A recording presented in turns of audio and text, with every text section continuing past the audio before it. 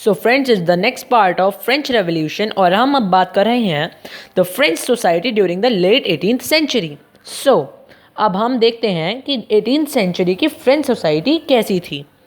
तो सबसे पहले तो मैं अपना पेन ले लेता हूँ। Okay, so in 1774, Louis XVI of Bourbon family of kings ascended the throne to France. Means 1774 में एक famous the family of Kings जिसे हम कह सकते हैं फ्रांस में थी और उसका फैमिली से राजा बना था लुइस 16। एक 20 साल का लड़का था जिसने ऑस्ट्रियन प्रिंसेस मैरी एंटोइनेट से शादी करी।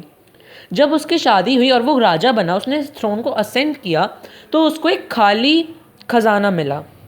बिकॉज जो फ्रांस था उसने पास में काफ़ी वॉर्स में हिस्सा लिया था और फिर the American war of independence में भी उसका अच्छा खासा रोल रहा था, जिसकी वजह से पहले ही एक बिलियन लीवर्स का रोन था।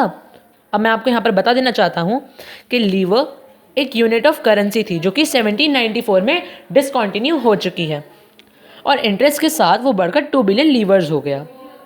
जो फ्रेंच सोसाइटी थी वो फ्यूडल प्रिविलेजेस के साथ 3 एस्टेट्स में डिवाइडेड थी।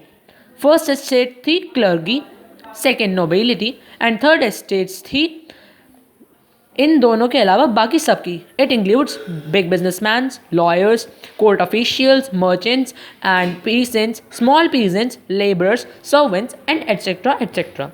और यहाँ पर अगर आप क्लास 9th एग्जाम के लिए तैयारी कर रहे हैं तो मैं आपको ये बता दूँ कि इनकी टर्म्स ही पूछी जा सकती हैं। That what do you mean by clergy. So आप अगर ये वन वर्ड में आता है तो आप इसका आंसर इस तरह लिखेंगे कि clergy are the group of people which have some important functions to perform in the church.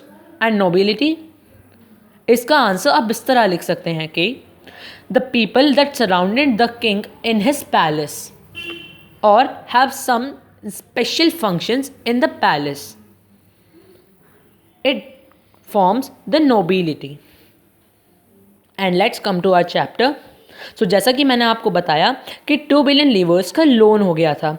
अब फ्रेंच गवर्नमेंट को कुछ ना कुछ तो करना था ताकि वो लोन चुका सके। अब उसके लिए ये ज़रूरी था कि गवर्नमेंट के पास ज़्यादा पैसा आए, तो उन्होंने सोचा कि थर्ड एस्टेट पर थोड़ा सा और लोन बढ़ा दिए जाएं। और इससे पहले हमें ये भी जानना ज़रूरी है कि वहाँ की जो पॉपुलेशन थी उसका प्रपोर्शन कैसा था, मीन्स वो डिवाइडेड कैसे थी। सो यहाँ पर ये भी चीज़ मार्क करने की है कि पीजेंट्स करीब करीब 90% पॉपुलेशन का हिस्सा थे और 60% जो लैंड था वो नोबल्स के पास था या फिर चर्च और other rich members of the third estate. Clergy और नोबिलिटी बिल्कुल टैक्स से फ्री थे, मीन्स उन्हें कोई टैक्स नहीं देना होता था। सारे टैक्स थर्ड एस्टेट के लोग चुकाते थे।